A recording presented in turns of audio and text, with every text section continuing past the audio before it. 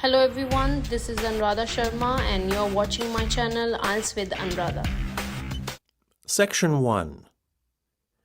You will hear a telephone conversation between a caller and a representative of a company hiring marquees.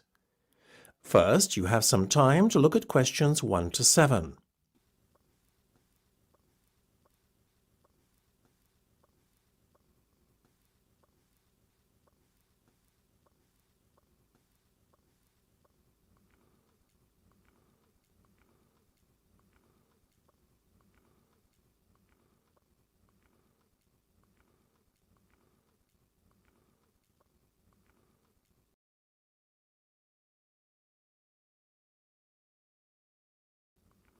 You will see that there is an example that has been done for you.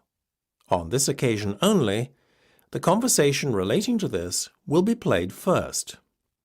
Good afternoon, magnificent marquees. How can I help you? Oh, hello. I would like to hire a marquee. You see, it's for a special occasion. My eldest daughter is celebrating her 18th birthday and her coming of age. There was no question of her waiting until her 21st, although I'm sure we'll be having a big celebration then too. So you're celebrating in style? Well, of course I'd be happy to help. First, could you give me some details about guest numbers? The customer wants to hire a marquee for her oldest daughter's 18th birthday. So you write oldest daughter in the space provided. You should answer the questions as you listen, because you will not hear the recording a second time. Listen carefully and answer questions 1 to 7. Good afternoon, magnificent marquees. How can I help you? Oh, hello. I would like to hire a marquee. You see, it's for a special occasion. My eldest daughter's celebrating her 18th birthday and her coming of age.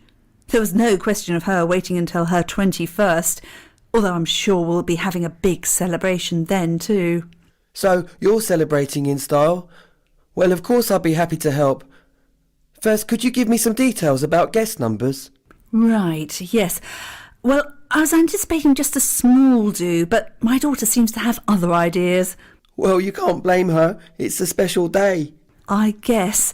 I told her to limit numbers to around 50 guests, but the guest list seems to be growing daily. She would like to invite double that number, but we decided to split the difference and settle on 80 rather than 100. If you don't mind some of the guests standing, then our marquee sizes always allow standing space for almost double as many as those seated. For instance, one of our smaller marquees seats 30 guests but accommodates 50 standing. That sounds interesting. How big is that marquee?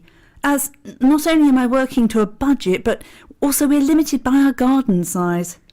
Can you give me an idea of both your budget and the size we're looking at?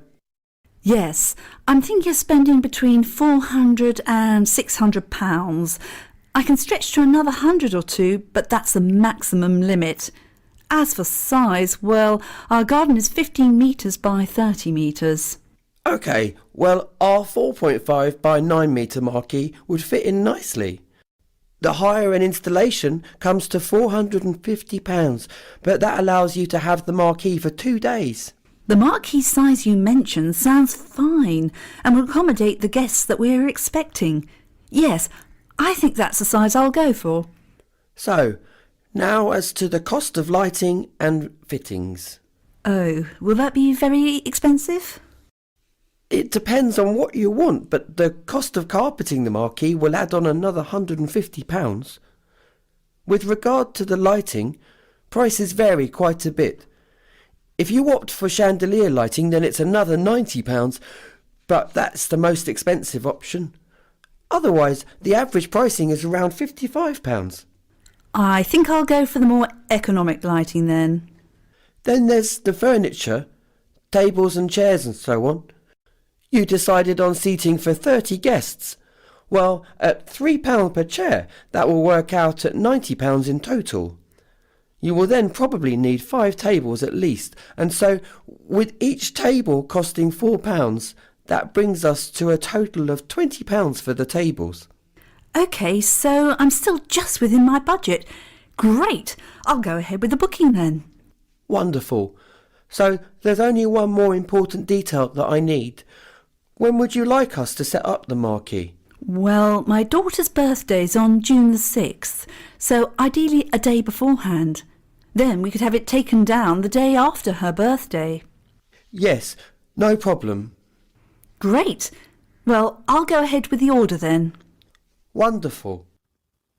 Before listening to the rest of the conversation, you have some time to look at questions 8 to 10.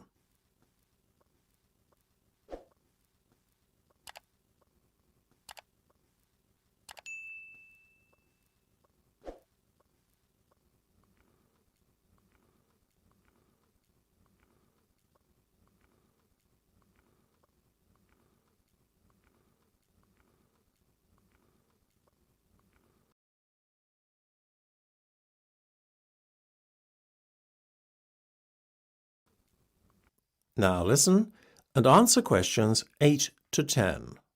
OK, so that I can process your order, I need to take down some details. May I start by taking down your name and postcode?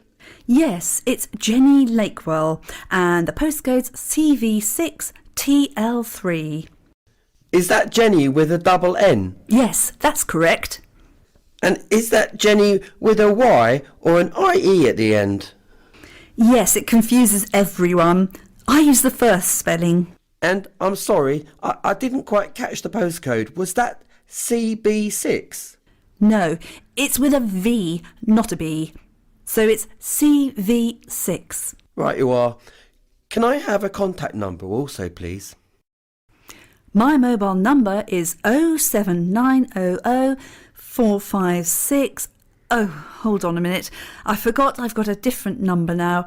So it's 079, then 44, not 00, followed by 325883. Great, that's everything for the moment. We'll be sending you details and an invoice through the post in the next few days. OK, and thank you for your help. Goodbye.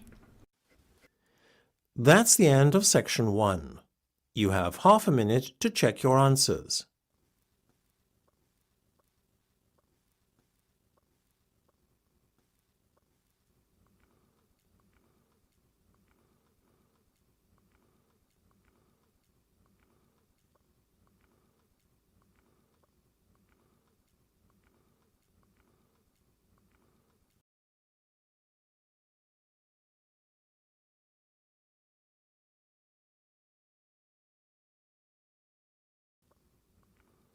Now turn to section 2. Section 2. You will hear a history teacher talking to students in a class. First, you will have time to look at questions 11 to 15.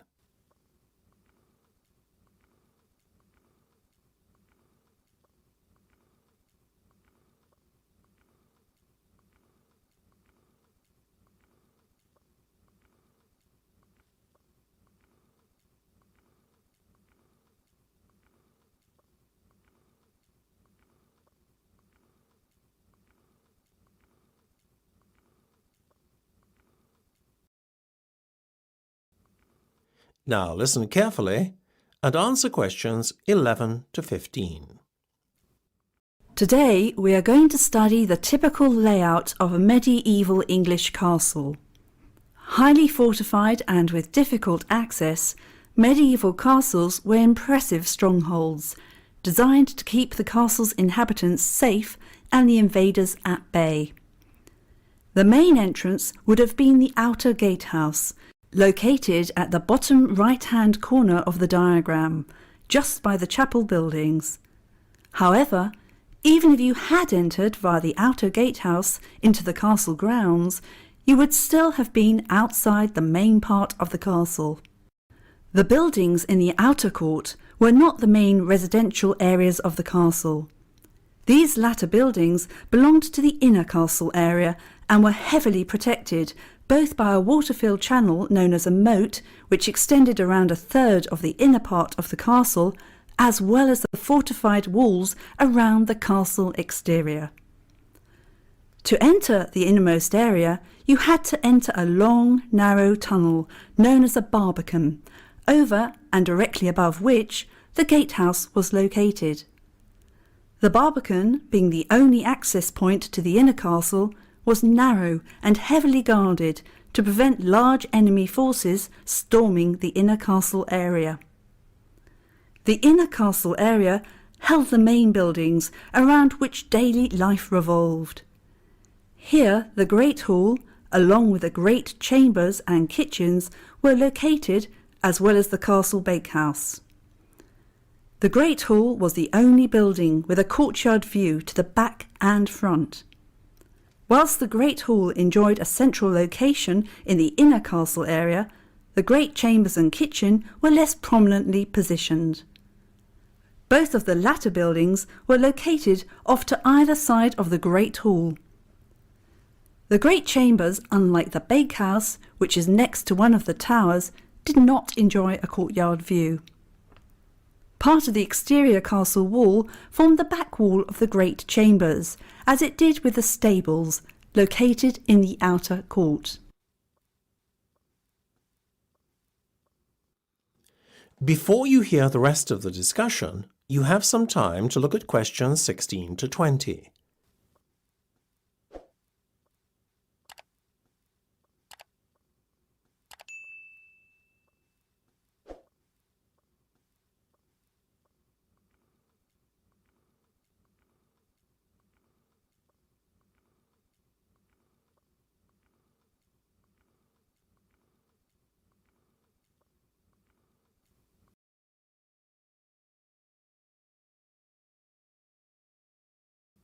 Now listen and answer questions 16 to 20.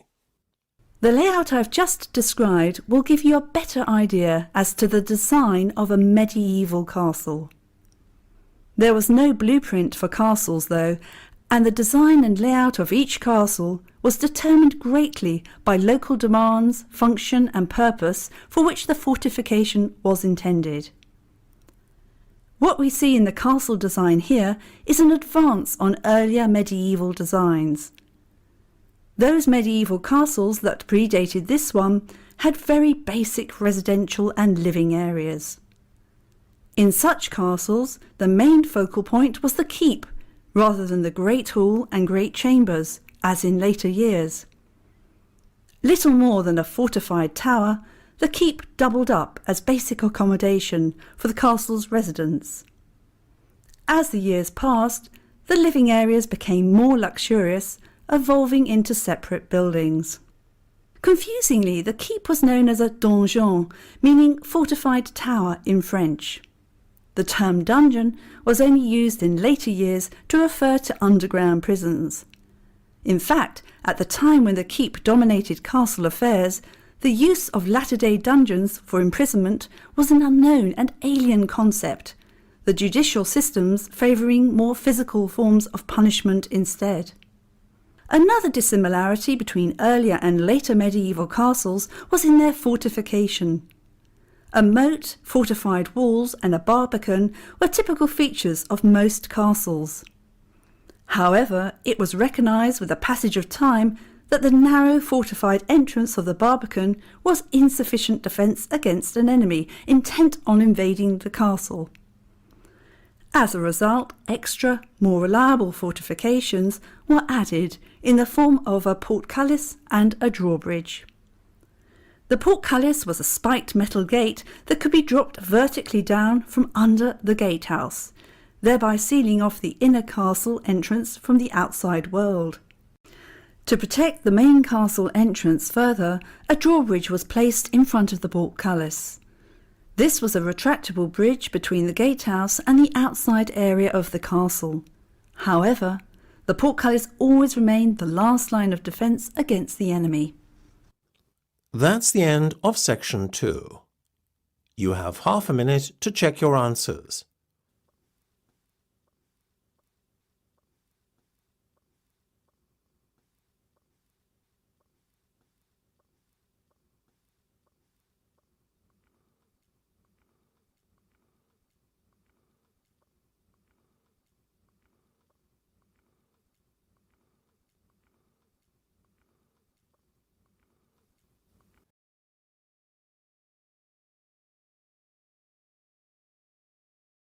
Now turn to Section 3.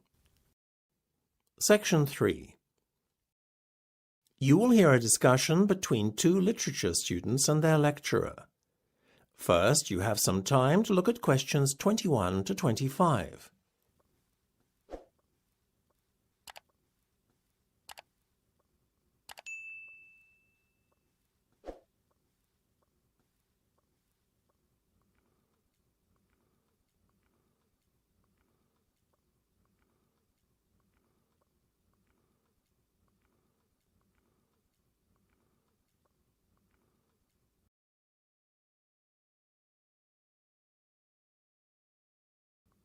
Now listen carefully and answer questions 21 to 25. That was an interesting lecture. I'm glad you thought so. Yes, it made a break from the usual lectures on literary style. Certainly made me look at some of Shakespeare's plays like Hamlet and the playwright himself in a new light. Me too. I always thought that Shakespeare believed in the supernatural, and that was the reason why so many of his plays, like Hamlet and Macbeth, featured a ghost. What you thought is a common misconception. However, when you think about it, it was unlikely that Shakespeare would have been sympathetic to a belief in ghosts. Why? Well, he was Protestant, as was his audience, and the Protestant religion did not subscribe to a belief in ghosts as spirits returning from another world. Also, Hamlet was set in Denmark, and although fictional, the play would have reflected the Protestant beliefs of the Danes too. So, the main religion in England at the time was Protestantism. Very much so. Any other religions like Catholicism were not tolerated by the religious authorities or James I, who was head of the Church of England at the time. What did the Catholics believe about ghosts? Their religion was compatible with a belief in the spirit world, as it were. Ghosts were seen as lost souls that were in purgatory, that is to say, a state between heaven and hell. So it was obvious, really, that Shakespeare incorporated ghosts into his play for other reasons, right? Absolutely. It's certainly odd to write about something you really don't believe in and then ask the audience to believe in it. So yes, there was clearly another motive. I guess when you think about it, it's quite apparent. As you mentioned in the lecture, ghosts appear in Macbeth and Hamlet really to show what the characters are thinking and as a catalyst for certain events. Quite right. And I think it's quite plain that Shakespeare had no belief in the supernatural. The fact that the ghosts seen by Macbeth and Hamlet are only often either visible to themselves or speak only to them suggests that the ghosts are only as real as the imagination of those who see them. So, would you say that the audience was as sceptical as Shakespeare with regard to ghosts? Well, as you know, the official line would have been that they didn't believe in ghosts, as it was not in line with Protestant beliefs prevalent at the time. Nevertheless, contrary to expectations, they do seem to have been a superstitious lot. Belief in witches and astrology were common back then, but how they justified their beliefs in religious terms is quite a mystery. Before you hear the rest of the discussion, you have some time to look at questions 26 to 30.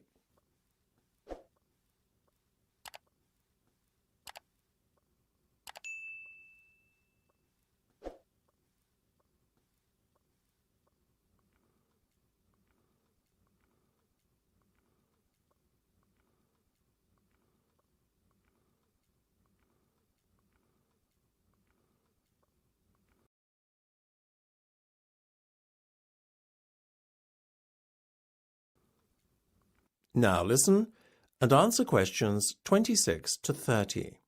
People, I think, today are a lot less gullible than in that period, though, don't you agree? I mean, honestly, believing in witches and astrology and all that. Well, judging by the popularity of TV programmes today like Most Haunted, I would say there's a fair amount of interest in the supernatural still. I guess most people are like me, curious but not entirely convinced when it comes to the spirit world.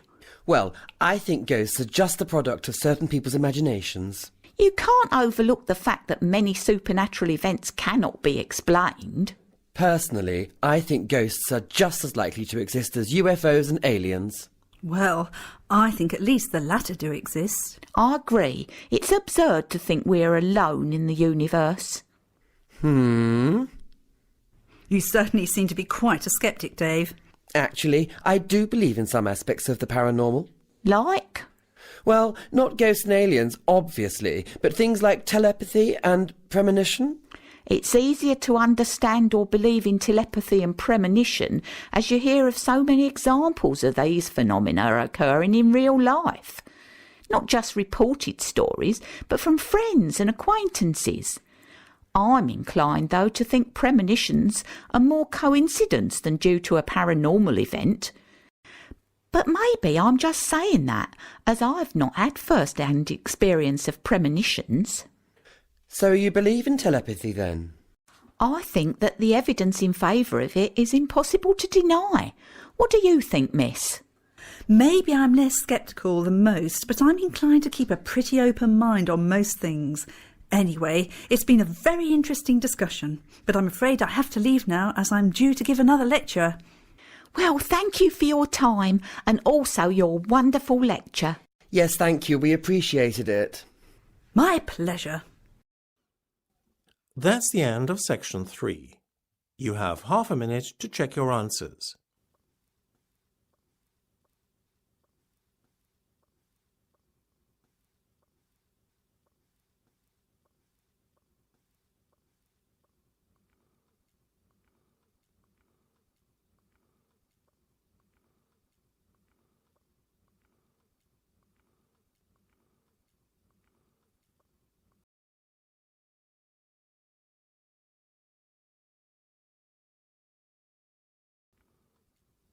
Now turn to section 4.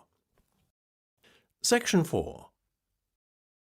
You will hear part of a lecture about Darwin's theory of evolution and its impact on society. First, you have some time to look at questions 31 to 40.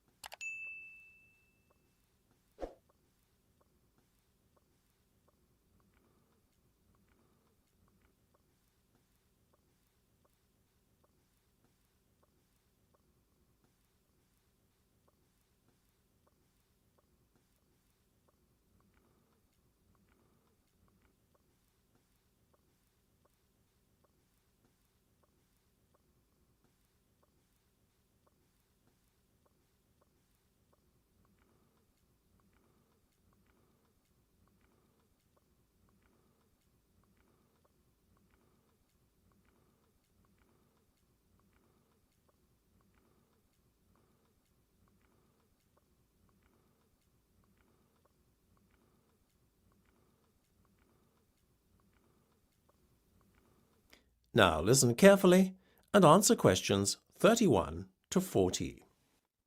Today, few people can be unaware of Darwin and his theory of evolution. He single-handedly revolutionized the way we think about the natural world. However, when I say single-handedly, that is not entirely correct. At precisely the same time as Darwin was formulating his theory of evolution, another scientist, Alfred Russel Wallace, was working on a virtually identical theory in parallel to Darwin. However, whilst Darwin's name has been preserved for posterity, the name of Wallace is virtually unknown. Why one should have been celebrated in scientific circles whilst the other was relegated to obscurity is puzzling. Both decided to make their discoveries public in a joint announcement once they were made aware of one another's work. There is no question that Darwin acted dishonourably, therefore, falsely claiming the sole credit for a theory of evolution. However, the publication of Darwin's groundbreaking On the Origin of Species by Natural Selection the following year almost certainly helped to secure him enduring fame. The publication of Darwin's book proved to be a watershed in the history of science. It also proved extremely controversial in the eyes of the Church, since Darwin claimed that man was merely an animal, Homo sapiens, and a product of evolution rather than of divine intervention. Such a theory was in direct opposition to religious dogmas of the day, and threatened to undermine the very core of religious belief. Today, however, many have successfully managed to reconcile Darwin's theory of evolution with religion. Only for some people, known as creationists, is Darwin's theory seen as being incompatible with religion. For these individuals, Darwin's theory is seen as heretical, since they believe in a literal interpretation of the Bible and a biblical reference to the world being created in 7 days, rather than as a slow evolutionary process spanning millions of years. In addition, Darwin's claim that man is no more than a highly evolved ape is regarded as a blasphemy, since creationists insist on the divine origin of man. Whilst not many would dispute Darwin's theory of evolution nowadays, curiously, an ape man that bridges the gap between man and ape has yet to be found. The search for the missing link, as it has been called, has both occupied and perplexed scientists since the time of Darwin. Many hoaxers over the years have tried to exploit the desire of scientists to find conclusive proof of Darwin's theory in the form of a missing link. The most memorable and also convincing hoax was that of the Piltdown Man. Named after the Sussex village where it was first unearthed in 1908, the skull of the Piltdown Man represented a transition from an ape to a man.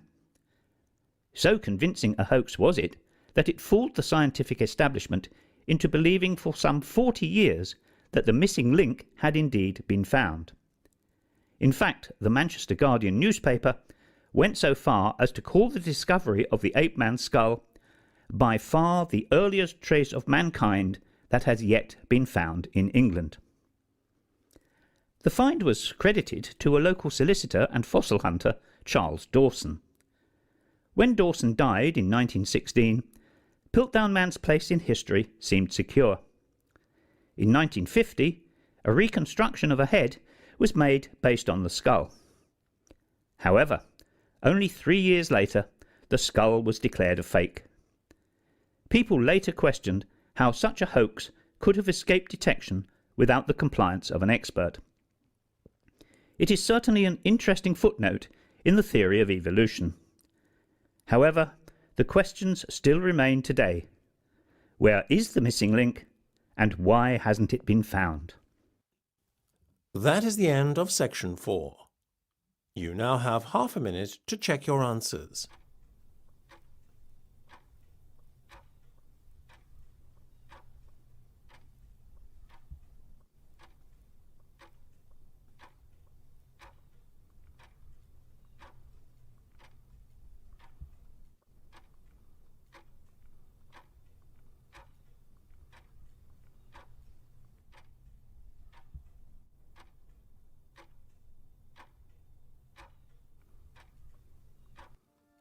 That is the end of the listening test. Thank you for watching and stay tuned for more videos.